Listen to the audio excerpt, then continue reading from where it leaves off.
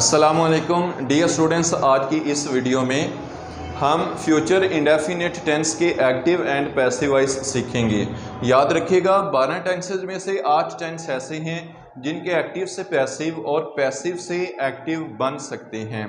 इन 8 में जो common rules use होते हैं वो मैं इससे पहले वाली वीडियो में भी बता चुका हूँ। एक दफ़ा फिर रिपीट कर देता हूँ कि जो एक्टिव से जब हम पैसिव में चेंज करते हैं तो सब्जेक्ट जो है वो हमेशा ऑब्जेक्टिव फॉर्म में आ जाता है और जो ऑब्जेक्ट है वो सब्जेक्टिव फॉर्म में चला जाता है, यानी सब्जेक्ट एंड ऑब्जेक्ट जो है ये रिप्लेस हो जाते हैं।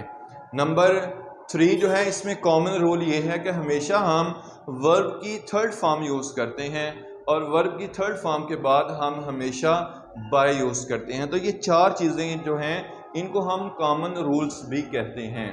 डियर स्टूडेंट्स, अगर हमारे पास एक्टिव वॉइस के अंदर विल और शैल के साथ फर्स्ट फॉर्म अगर मौजूद हो तो पैसिव वॉइस में जाके हम helping verb will be plus third form shall be plus third form में हम यूज़ करते हैं।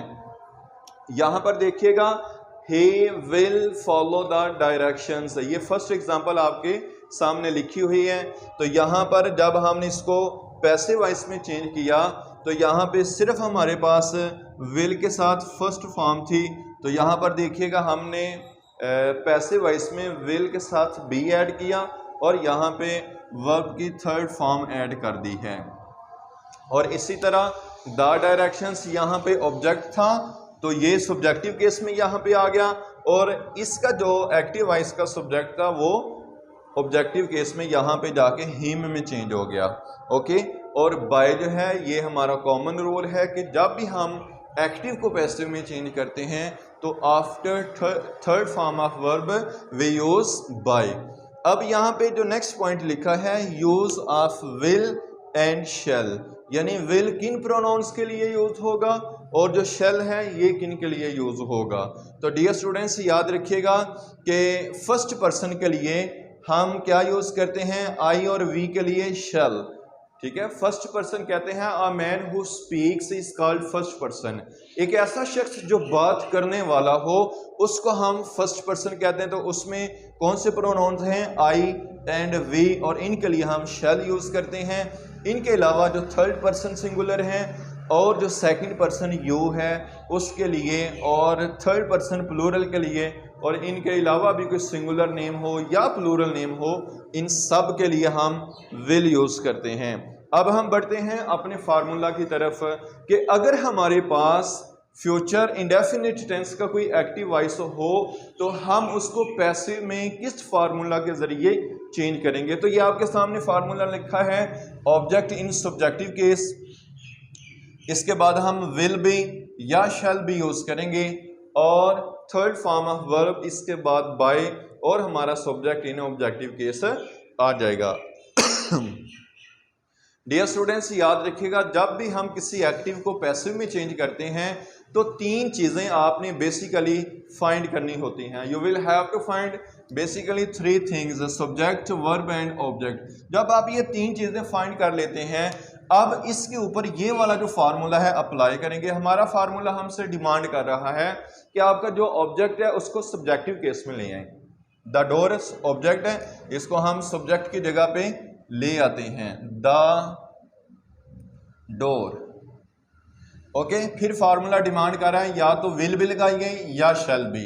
तो द डोर जो है ये फर्स्ट पर्सन नहीं है, यानी ना तो ये आई और ना ही वी में से है, तो ये थर्ड पर्सन सिंगुलर हुआ।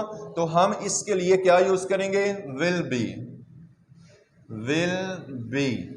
अब इसके बाद हमारा फार्मूला डिमांड कर रहा है कि वर्ब की थर्ड फॉर्म लगाइएगा। तो वर्ब की थर्ड फॉर्म देखिएगा यहाँ पर वर्ब क्या है, ओपन। तो ओपन की थर्ड फॉर्म ओपन हो जाएगी, यहाँ पे यूज होगी। और इसके बाद हम बाय यूज करेंगे, then subject in objective case. तो यहां पे हमारा सब्जेक्ट था दे, जब ये ऑब्जेक्टिव केस में जाएगा तो ये देम में चेंज हो जाएगा। नेक्स्ट एग्जांपल की तरफ बढ़ते हैं, we shall not call them. We subject है, call first form of verb है, देम जो है ये हमारा ऑब्जेक्ट है। तो डियर स्टूडेंट्स याद रखिएगा, जब हमारे पास नेगेटिव सेंटेंस हो तो हम विल और शैल के बाद नॉट लगाएंगे और फिर हम बी यूज करेंगे। आइए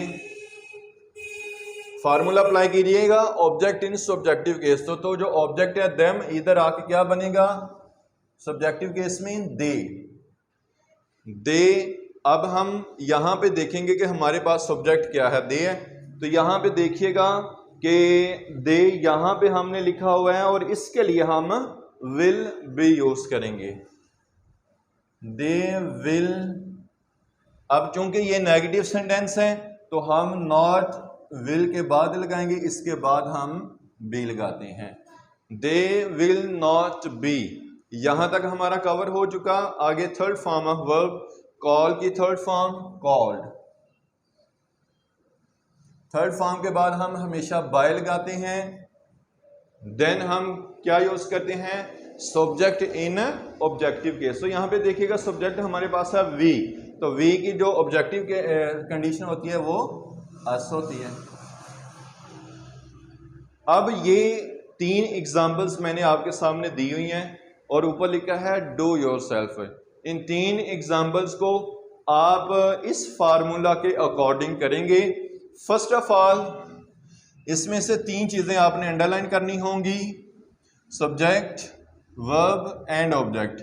यहां से सब्जेक्ट, वर्ब एंड ऑब्जेक्ट, यहां से देखिएगा सब्जेक्ट, वर्ब और ऑब्जेक्ट। डियर स्टूडेंट्स याद रखें, जब हमारे पास इंटेरोगेटिव सेंटेंस हो तो हम हमेशा हेल्पिंग वर्ब जो है वो बिफोर सब्जेक्ट लिखते हैं। तो इंटेरोगेटिव के लिए जब हम ये फार्मूला अप्लाई करेंगे तो विल और शैल इस ऑब्जेक्ट इन सब्जेक्टिव केस से पहले, यानी जो मौजूदा सब्जेक्ट होगा उससे पहले हमने लिखना होगा। तो 3 बेसिक चीजें मैंने अंडरलाइन कर दी हैं, तो ये अब आप खुद कीजिए।